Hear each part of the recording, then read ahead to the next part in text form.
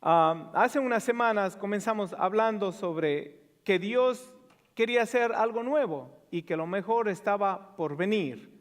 ¿Cuántos recuerdan? Ese fue el último servicio del año y fuimos desafiados a dejar atrás los errores, dejar de atrás, olvidarnos de los errores, de las malas decisiones, de los tropiezos del ayer, porque estas cosas el diablo nos las recuerda para tenernos, por así decirlo, atados a un pasado, para que no nos deja avanzar. No, en primer lugar, no nos deja disfrutar el presente. Cuando usted queda atado a un pasado, usted no puede disfrutar el presente y mucho menos va a poder avanzar hacia lo que Dios tiene para usted. ¿Verdad que sí? Y el diablo es experto en recordarnos. ¿Y qué es lo que nos recuerda el diablo? Las cosas malas. En el culto de esperanza decíamos esta mañana que el diablo se encarga de quitarle el crédito de las cosas buenas que Dios ha hecho y se encarga de acusarle a Dios de las cosas que Él no ha hecho. Y no es que nosotros tenemos que olvidarnos por total del pasado, pero vamos a recordarnos de las buenas cosas que hemos recibido de Dios para que con corazón agradecido podamos avanzar en lo que Dios tiene para nuestras vidas. Dios quiere hacer algo nuevo. Isaías 43, 18, leímos hace 2-3 semanas: olviden las cosas de antaño, ya no vivan en el pasado.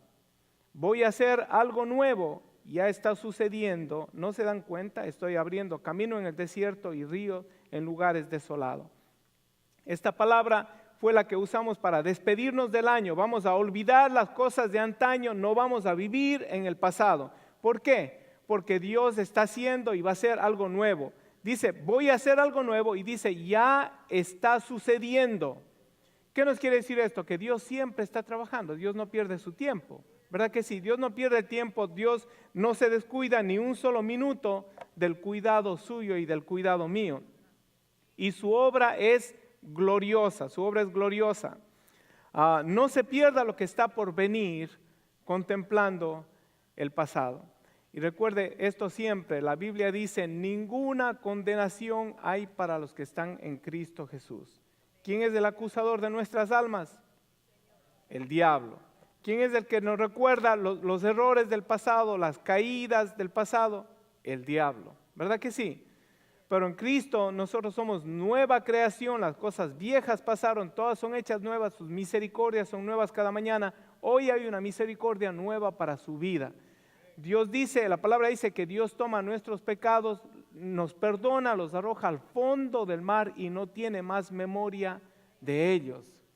Dios tiene planes buenos para tu vida. Esto es lo que yo sé de corazón, porque Dios es el dador de toda buena dádiva y de todo don perfecto, pero usted y yo tenemos que decidirnos, dijimos hace 2 semanas, a cambiar.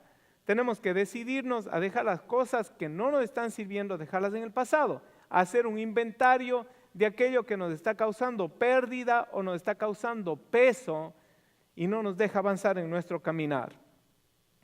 Las cosas del pasado, los errores nos paralizan, nos atan, nos detienen en nuestro avanzar, y hablamos de que hay pensamientos que vamos a tener que desecharlos, vamos a tener que sacarlos. Y algunos de esos pensamientos están arraigados en nuestras vidas, son patrones de pensamientos. La Biblia le llama esto ataduras, le llama ataduras, ¿verdad? Y tenemos a veces una mente pesimista. Cuando algo sucede ya nos adelantamos a los acontecimientos y vemos lo peor. Y pensamos que por alguna mala experiencia que hemos tenido en el pasado, pensamos que se va a repetir esa experiencia. Y cuando en realidad cada conflicto que venga a su vida es simplemente una oportunidad para Dios glorificarse en usted, para poder desarrollar su carácter, para que usted pueda ejercitar su fe, fortalecer su fe, ver a Dios obrar, ver a Dios en acción. Tenemos que desechar estos patrones de pensamientos que no nos dejan avanzar. Estos patrones de pensamientos también a veces se tornan en malos hábitos en nosotros. No solamente es un vicio, no solamente es un hábito, el alcohol o las drogas. Hay otro tipo de hábitos que nos dañan. Estos patrones de pensamientos que nos llevan a hacer una y otra vez las mismas cosas, nos tienen atados, algunos hábitos nos tienen atados a amistades que no convienen a nuestra vida. Jesús dijo, no los quites del mundo, guárdalos del mal. Y usted y yo tenemos que ser sabios. Hay personas a las que yo puedo influenciar Dios me da la capacidad, me da el poder, me da el testimonio en mi espíritu de influenciar. Yo me voy a juntar a esas personas y voy a reflejar el amor de Cristo a esas personas. Pero hay otras personas a las que no puedo influenciar, han cerrado su corazón a la verdad. Si yo me junto con ellos, voy a terminar influenciado por ellos. Hay amistades que tenemos que cortar. Escúcheme bien, hermano. Para poder avanzar en los planes de Dios, vamos a tener que ser selectivos de las personas con las que nos asociamos. Vamos a tener que ser selectivos. Las cosas que no nos aprovechan, hacer un inventario y desechar. 1 Corintios 10:23, Pablo decía, todo me es lícito, pero no todo conviene. Todo me es lícito, pero no todo me edifica, no todo edifica. Busque hacer las cosas que le edifican, que le llevan cada vez más cerca de Dios. Yo tengo esta regla con mis hijos. Yo decía, si tus amistades, o cuando estaban creciendo, decía, si tus noviecitas, o si tu novia, bueno, tengo 4 hijos, ¿verdad? No es que ellas tenían varias novias, sino que tengo 4 hijos. Decía, si las novias de ustedes o sus amistades no les acercan al núcleo de la familia y no les acercan a Dios, simplemente no son de Dios. No hay que buscarle la quinta pata al gato. Las cosas que no le edifican, deséchelas para poder avanzar en lo que Dios tiene para usted. En este año hemos dicho, no le pongas límites a lo que Dios quiere hacer en tu vida. Y cuando estábamos hablando de la ofrenda y la ilustración que le traje acerca de Life Church, es que hay personas que tienen, por así decirlo, tienen la cartera llena y están pidiendo a Dios bendición. Dios dice, no puedo darte bendición, tu cartera está llena.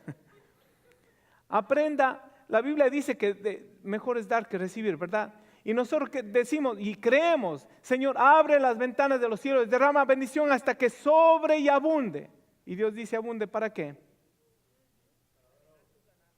Tiene que ser para dar a otros, tiene que ser para poder reflejar el amor de Dios. De no, se detiene la bendición.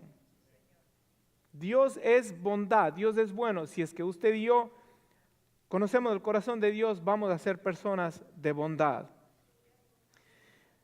Tenemos que preparar el camino para lo que Dios quiere hacer en este nuevo año. Tenemos que hacer espacio para lo que Dios quiere hacer en nuestra vida, dejar las cosas atrás, desechar las cosas que no nos edifican. Y los que creen, dijimos la semana pasada, los que creen que algo nuevo viene de parte de Dios, los que creen que Dios es fiel para cumplir sus promesas, empiezan a relacionarse distinto con Dios. La relación con Dios cambia. La relación con Dios cambia. Si usted tiene 2 amigos, el uno es mentiroso y no tiene en realidad mucho que ofrecerle. El otro siempre dice la verdad y tiene muchos recursos. Los dos, usted le quiere a los dos, son sus amigos. Pero el uno le dice, o los dos le dicen, mira Guido, yo te ofrezco que la próxima semana yo te voy a dar una bendición grande. ¿Verdad? ¿Con cuál usted se juntaría más? ¿Con el mentiroso o con el que dice la verdad? Yo no le pierdo ni pie ni pisada al que dice la verdad hasta que me dé lo que me dijo que me iba a dar, ¿verdad que sí? Entonces cuando le creemos a Dios, cambia nuestra relación con Dios, nuestra intimidad con Dios. Se vuelve más intensa, cambian nuestras prioridades. Como estoy pegado a Dios, como estoy relacionado con Dios, todo lo que me interesa es el reino de Dios y su justicia. Estoy viviendo para Dios, estoy junto con Dios. Nuestro concepto de nosotros mismos cambia, nos vemos como Dios nos ve. Nuestra manera de hablar y de tratar a los demás también cambia. Acuérdese que su relación, la calidad de su relación vertical determina la calidad de su relación horizontal. Su relación con Dios determina cómo usted se relaciona con los demás. Usted no puede decir yo amo tanto y tanto a Dios que no tengo tiempo para los demás. Y la otra cosa también no debería ser, yo amo tanto a la gente que no tengo tiempo para Dios. Nuestra manera de tratar a otros cambia. Que este año cambie sus relaciones. Jesucristo dijo, así alumbre también vuestra luz delante de los hombres para que vean reflejado a Dios en ustedes y que glorifiquen a Dios vuestro Padre que está en los cielos. Comience a caminar como lo que la Biblia dice que usted es un hijo de Dios. ¿Cuántos hijos de Dios hay aquí? Somos justificados, somos ungidos y somos empoderados para glorificar a Dios. El versículo que empezamos la semana pasada, Isaías 54:1, los versículos, dice: tú, mujer estéril que nunca has dado a luz, grita de alegría. Tú que nunca tuviste dolores de parto, prorrumpe en canción y grita con júbilo, porque más hijos que la casada tendrá la desamparada, dice el Señor. Ensancha el espacio de tu carpa y despliega las cortinas de tu morada. No te limites, alarga tus cuerdas y refuerza tus estacas, porque a derecha y a izquierda te extenderás, tu descendencia desalojará naciones y poblará ciudades desoladas. Este es el tema o el versículo, los versículos que hemos escogido como tema para este año, y el tema es: expande sin límites, o expande y no te limites. Haz lugar para la bendición de Dios. No podemos nosotros continuar a hacer lo mismo que siempre hemos hecho y esperar cosas distintas. En realidad escuché que la definición de locura es eso, es hacer lo mismo de siempre y esperar resultados distintos. Eso es locura. Eso es locura. Entonces Dios nos desafía en este año. Dios nos anuncia que hay una grande bendición, pero nos desafía a expandir nuestra vida de oración, nuestra comunión con Dios, nuestra vida de lectura, de estudio de la palabra, expandir nuestras relaciones con los demás, a expandir el reino, porque hay bendición de parte de Dios. Y yo creo que esta palabra tiene aplicación a nivel personal, tiene aplicación a nivel de matrimonio, a nivel de familia, pero también tiene aplicación a nivel de iglesia. A nivel de iglesia. Nosotros todavía tenemos muchos asientos que llenar antes de empezar a tumbar paredes para expandirnos. Pero Dios no tiene límites. Y yo quiero ver la gloria de Dios en Templo Calvario manifestada a favor de su vida, a favor del reino de los cielos. Amén. Dios quiere el bien para su familia. Y decíamos la semana pasada, Dios tiene una reputación que cuidar. Dios quiere hacerle bien a usted, Dios quiere bendecirle. El contexto histórico de este versículo: Isaías profetizó la caída de Judá en manos de Babilonia y el juicio de Dios. Esto fue en los capítulos del 1 al 40 o del 1 al 39. Isaías profetizaba esto. Esta porción bíblica Isaías profetizó de que Judá iba a caer, iba a ser cautivo en manos de Babilonia. En el versículo 54, algunos dicen 100 años, pero son más de 100 años, pueden ser hasta como 200 años antes de que el pueblo de Israel pueda regresar con una restauración gloriosa, regresar del cautiverio de donde fueron llevados presos, regresar a Judá y puedan ver la manifestación de la restauración de Dios de la que habla este versículo. Isaías profetizó la caída y profetiza la restauración. 200 años antes de que pase, Isaías dice: Dios va a traer grande restauración al pueblo. Ahora, restauración, la palabra restauración es interesante. Se me vino a la mente a mí: cualquiera puede restaurar un rayón en un carro, ¿verdad? Si alguien le ha hecho una rayita a su carro, usted va a AutoZone, compra un spray o un algo, venden una pasta que cubre todo rayón y todos los colores, ¿verdad que sí? Pero restaurar un carro chocado y que ha sido declarado pérdida total, eso requiere al hermano Joel, puede llamarle a él. Hermano Joel, él es un experto en hacer eso, ¿verdad que sí? Entonces nosotros vemos a la nación de Israel en una pérdida total. Fueron llevados cautivos a un imperio pagano y por 70 años se sentían abandonados, se sentían como que Dios les había desamparado. Pero el Dios de maravillas había hablado 200 años antes de que Él iba a traer una restauración. Y el pueblo de Judá fue restaurado a su tierra y fue restaurado a la adoración a Dios. ¿Cuántos creen en un Dios maravilloso? ¿Cuántos creen en un Dios maravilloso? Si cree en un Dios maravilloso, tiene que creer en las maravillas de Dios también. Catherine Kuhlman decía: creo en los milagros porque creo en Dios. Si es que hay Dios, hay milagros.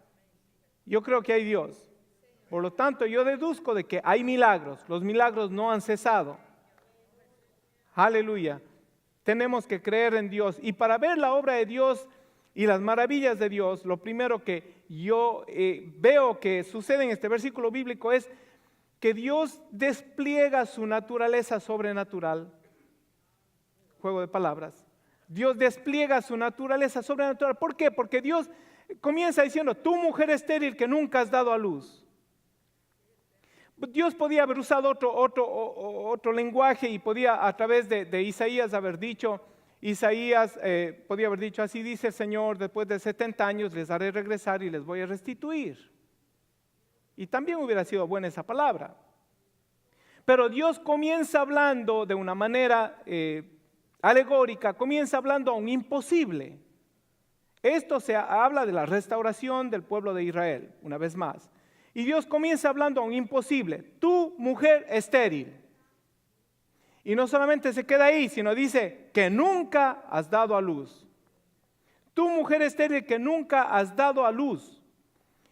Mientras yo meditaba en esto, yo decía, bueno, Dios realmente saca sus credenciales antes de dar una profecía, antes de dar una promesa, como que Él hace énfasis en que solamente Él puede hacerlo y nadie más. Dios es el hacedor de lo imposible.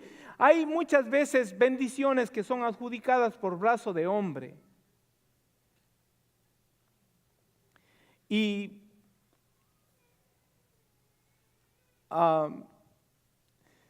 algunas personas dicen esto se da en América.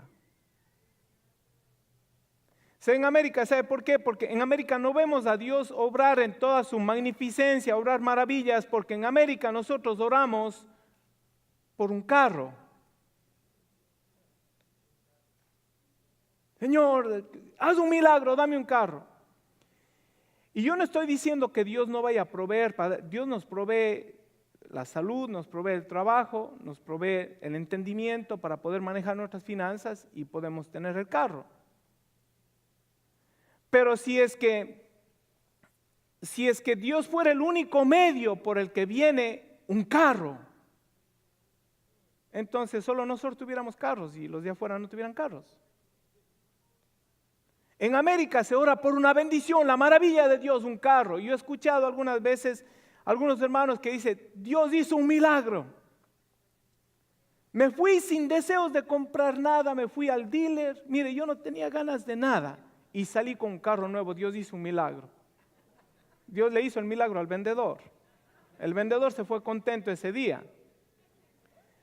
Y aún más allá, un comentarista dice, en América se ora por un carro como para ver la maravilla de Dios. Y también somos mal acostumbrados, tenemos este concepto erróneo de las maravillas de Dios, que oramos no solamente por un carro, a veces oramos por un estacionamiento.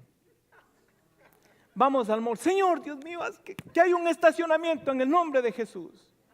Y nos damos 2 o 3 vueltas y encontramos el estacionamiento porque alguien salió y dice, gloria a Dios, vi las maravillas de Dios.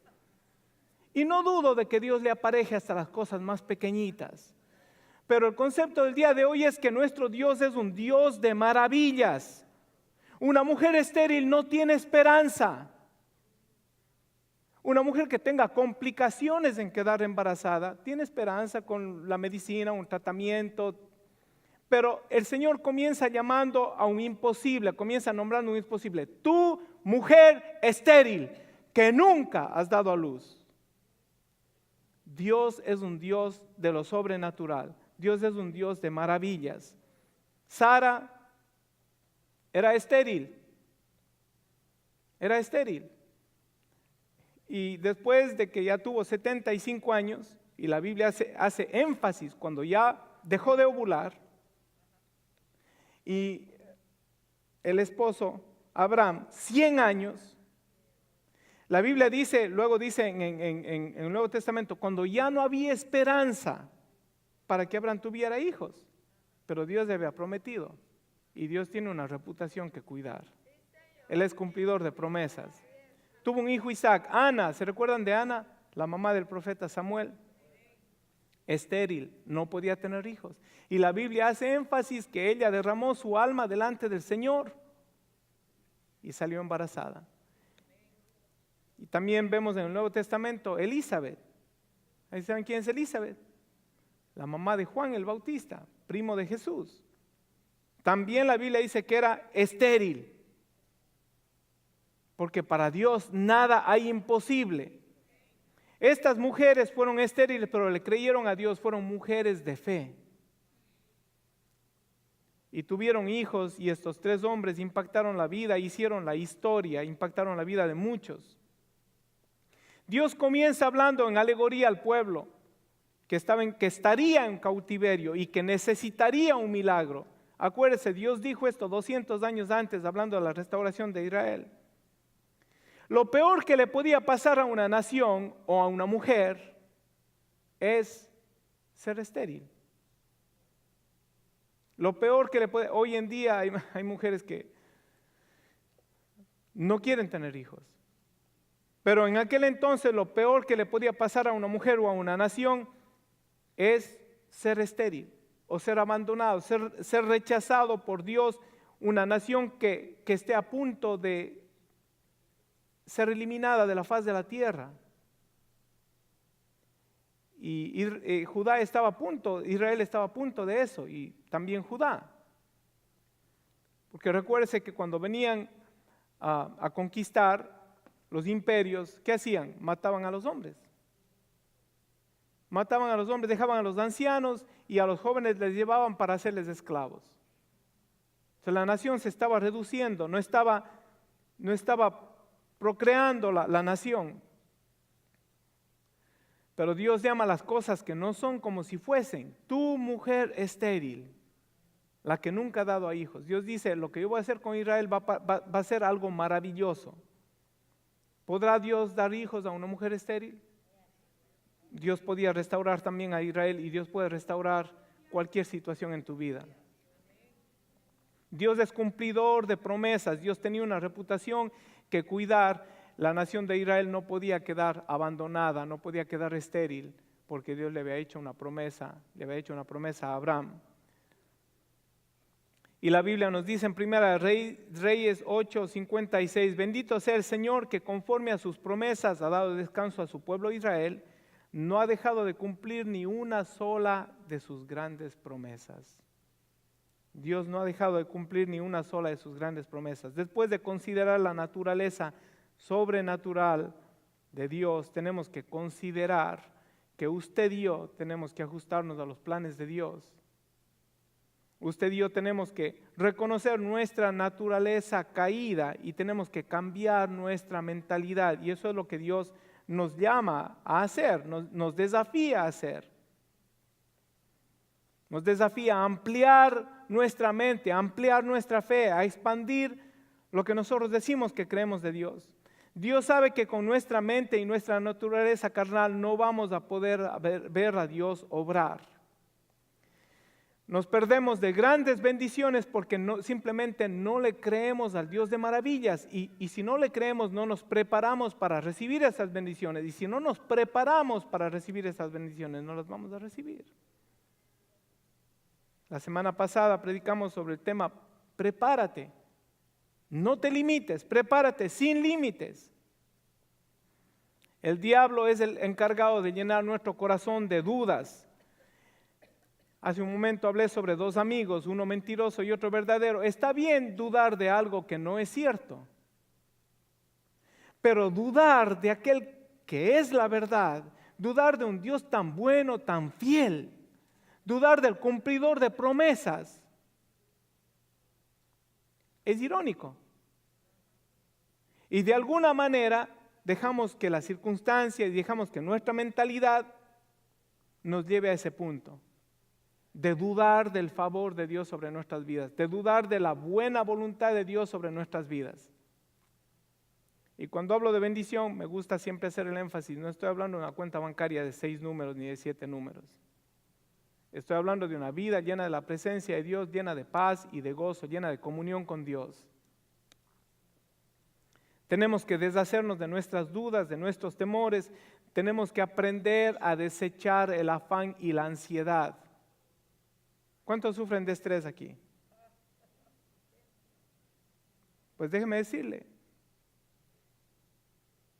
De acuerdo a lo que yo leo en la Biblia, eso es un pecado.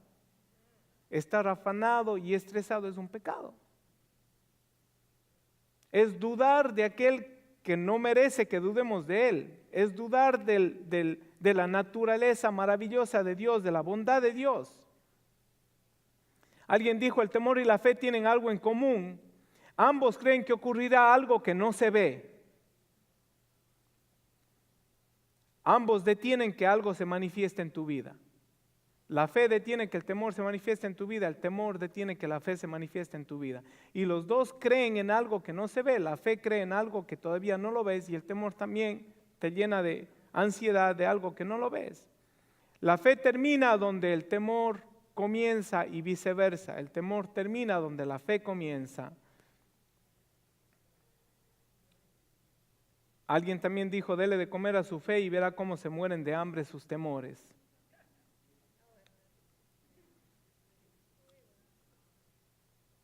Orar por un balde de agua con una taza en las manos no mueve la mano de Dios. Y hay veces que estamos orando por una grande bendición de Dios, pero no nos hemos preparado para recibirla. Y el desafío de este año es, expande. No te limites, quita los límites que le has puesto a Dios con tus dudas. Créele a Dios. Si el 2017, y yo puedo decir también que yo creo que todos aquí tenemos un mal sabor del 2017. De cada año, de ayer también. Pero si usted me diría, pastor, ¿a poco usted terminó el 2017 con todos los deseos de su corazón cumplidos? No, hay muchas cosas que no se cumplieron y hay muchas cosas que me salieron al revés, dicen por ahí, al revés. Hay muchas cosas que me salieron al revés. Pero no por eso quiere decir que Dios ha dejado de ser fiel a sus promesas. Y no por eso yo voy a dejar de creerle a Dios. Este año voy a hacer espacio en mi vida. Si le he estado creyendo a Dios por cosas grandes y maravillosas, no voy a dejar que una experiencia del pasado determine cómo le oro y le creo a Dios en el presente. Tenemos que continuar a creer a Dios. Hay etapas de esterilidad en nuestras vidas. La Biblia habla de que pasamos por desiertos, pasamos por aguas, pasamos por fuegos. Ahí hay etapas de esterilidad donde no podemos concebir los sueños de Dios. ¿Le ha pasado a usted? A mí me ha pasado. A mí me ha pasado. Si las frustraciones se pudieran compartir, yo sería el primero en repartir aquí unas cuantas. Porque hay algunos que no han pasado por esas frustraciones. Pero hay etapas de esterilidad. No concebimos los sueños de Dios. Leemos y decimos que creemos que Dios quiere hacer cosas grandes y maravillosas, pero no podemos concebir ese sueño. Etapas de esterilidad. Si el enemigo te ha quitado la capacidad de concebir los sueños de Dios, en eso se especializa el enemigo. Él quiere que dejes de creer en lo que Dios ha dicho que va a traer a tu vida, que va a traer sobre la vida de tus hijos. El diablo quiere que yo me olvide de las promesas, de la visión que Dios me ha dado para esta iglesia, de que esta iglesia va a ser llena. No para que el nombre de Guido Encalada vaya a la historia como, no. Porque es la voluntad de Dios que almas sean salvas, es la voluntad de Dios que su casa sea llena de su gloria. Y pasan días y pasan años y a veces no vemos las cosas o los sueños que hemos concebido o que hemos creído de parte de Dios y nos volvemos estériles, dejamos de creer. Pero ¿qué es lo que Dios dice?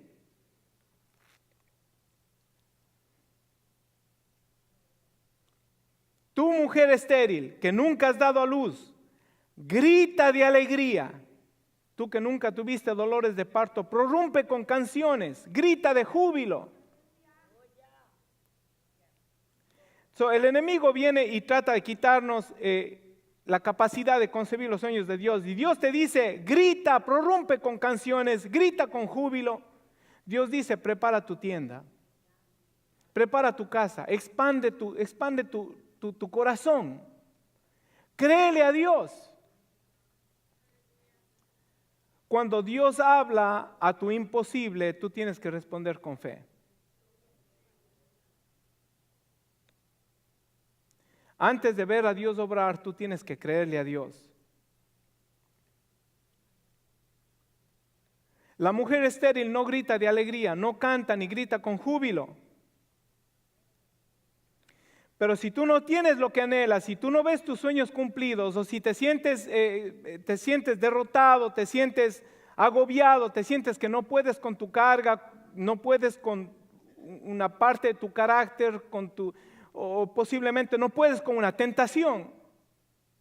Dios te dice, tú que te encuentras así, con incapacidad de poder concebir mis sueños, Dios dice a la mujer estéril, grita con alegría, prorrumpe con cánticos, empieza a alabar a Dios, porque más son los hijos de la abandonada que de la casada. En otras palabras, Dios dice, si crees que yo puedo hacer en tu vida lo que tú estás pidiendo, tienes que empezar a dar gracias a Dios.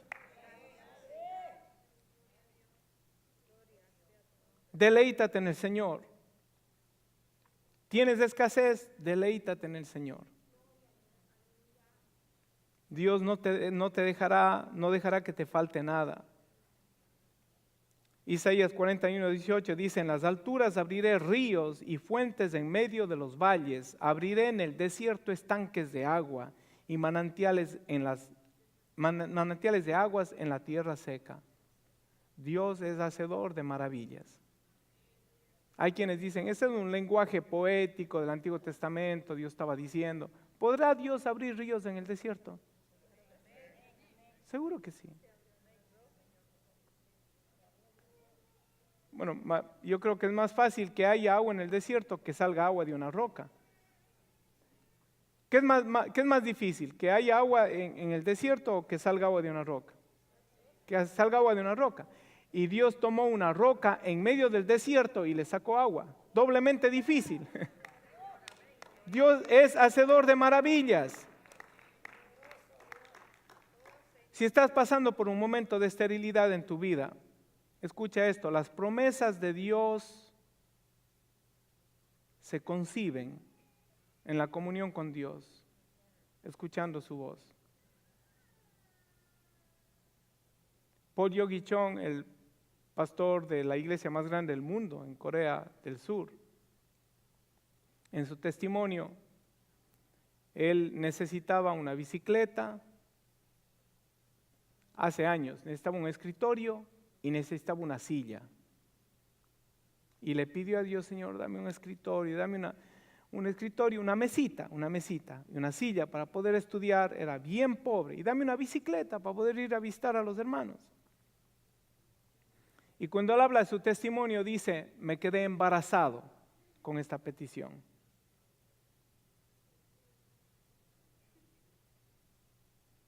Y en realidad es como concebir, un sueño de Dios es como concebir, pero las promesas de Dios se conciben en comunión, escuchando su voz. Hay quienes quieren un milagro sin haber estado en intimidad con Dios. Va a ser difícil. Se concibe en la intimidad con Dios. Las promesas de Dios se gestan, el proceso de gestación cuando crece un niño, se gestan con la fe, batallando en oración. Si fuera que usted pide algo y de momento, bueno, en primer lugar Dios no tiene una varita mágica, ni Dios es magia tampoco, ni tampoco creemos en los genios que usted le frota la lámpara al genio, ¿verdad? Y sale y dice, pídeme un deseo y inmediatamente sucede. Si fuera así, ¿sabe qué pasaría? Que nosotros jugaríamos con Dios, usaríamos a Dios cuando le necesitamos.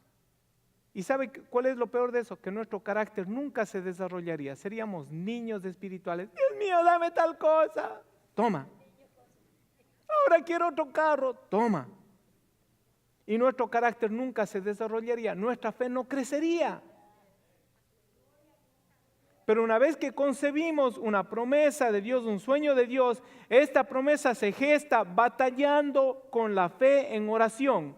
Cuando le creemos a Dios a pesar de las circunstancias, a pesar de las evidencias, no vemos lo que pedimos, no hay ninguna evidencia, pero continuamos a creer y decimos, tú eres fiel, Señor. Tú prometiste, tú tienes los recursos. Deleítese en Jehová y Él concederá las peticiones de su corazón.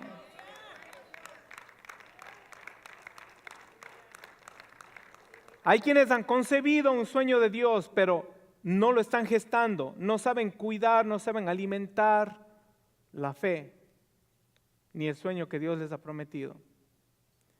Los sueños de Dios o las promesas de Dios se conciben en comunión con Dios, se gestan batallando en fe, en oración y se manifiestan en el tiempo de Dios. Estamos hablando de concepción, gestación y manifestación, ¿verdad? Hay un tiempo de gestación y hay un tiempo en el que llega el tiempo de dar a luz. Pero hay quienes quieren su bendición antes de tiempo y terminan estorbando la obra de Dios.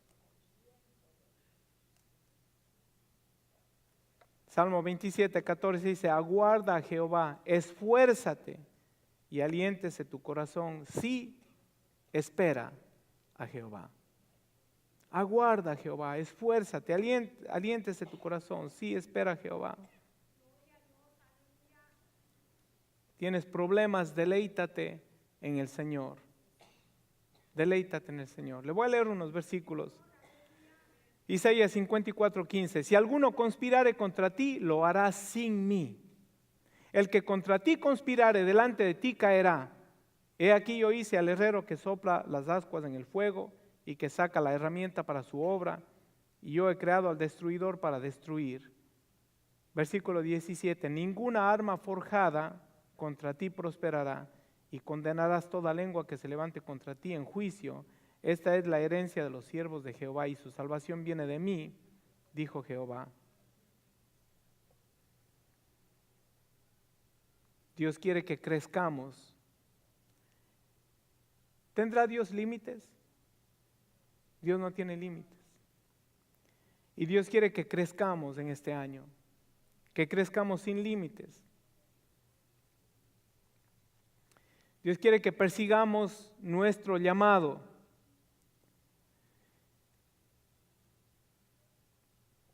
Y recuerde que nuestro llamado o la santificación tiene una doble función. Somos llamados de las tinieblas a la luz.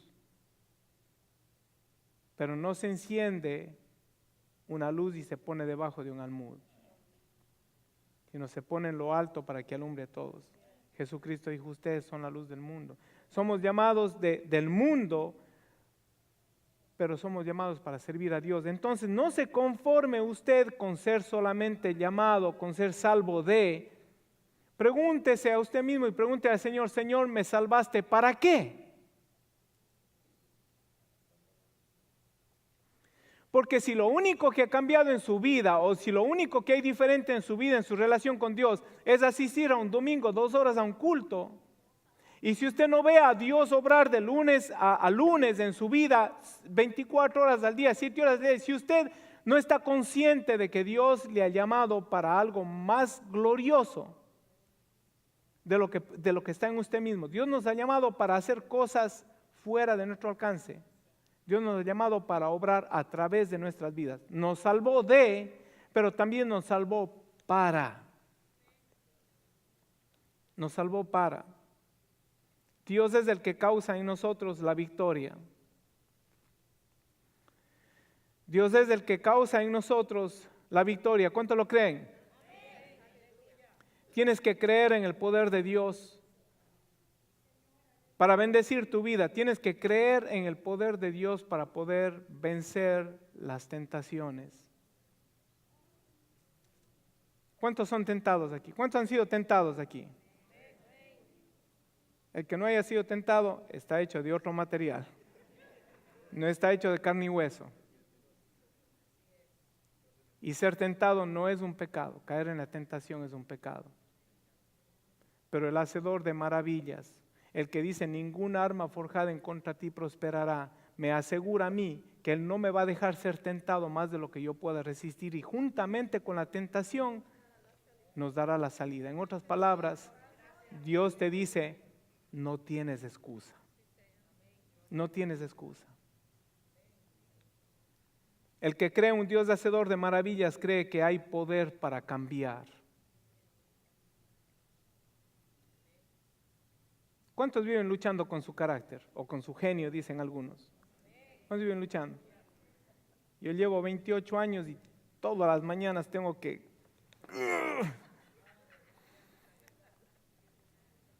Y cuando yo no puedo sujetarlo, María se encarga, me da una ayudita, ¿verdad? Y me dice, ¡quieto!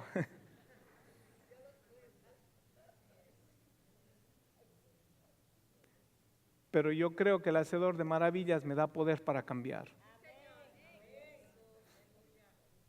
No estoy donde quisiera estar, pero no soy el mismo de ayer. ¿Verdad, María, que no soy el mismo de ayer? Ella dice que no, que ahora tengo más arrugas.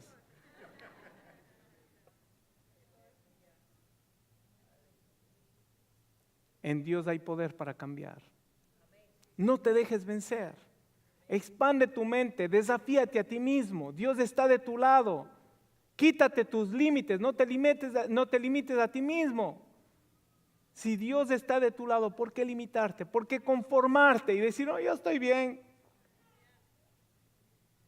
¿Sabe que hay personas dentro de las iglesias que ellos dicen, yo estoy bien con Dios, así nomás, una relación así, yo estoy bien? Voy los domingos, le canto 2 o 3, le pongo un par de pesos en la ofrenda y Él me bendice. No uses a Dios como un amuleto. Él hizo un pacto de sangre para poder bendecirte. Se deleitará bendiciéndote, dice la palabra de Dios. Hay poder para cambiar y hay poder para hacer lo que Dios te ha llamado a hacer. Acuérdate que Dios no te llamó a ser solamente miembro de una organización, de un concilio, de Templo Calvario. Dios te llamó a hacer algo mucho más que eso. Ser conformado a la imagen de su Hijo Jesucristo. Para ver lo sobrenatural tenemos que verlo con los ojos de la fe. Recuerde que fe equivale a confianza en Dios. La fe es la que nos ayuda a tener confianza en Dios. La duda nos da temor. La fe desarrolla nuestra confianza en Dios y nos ayuda a prepararnos para recibir lo que Dios nos quiere dar. Mucho más allá de lo que podemos pedir o imaginar. Y la semana pasada dijimos que plan A, confiar en Dios. Para ver la gloria de Dios, para ver sus maravillas, hay un plan. Plan A, confiar en Dios. Plan B, no existe porque plan A nunca falla. Si confías en Dios, Dios nunca va a fallar. Mateo 15, 25, le invito a ponerse de pie.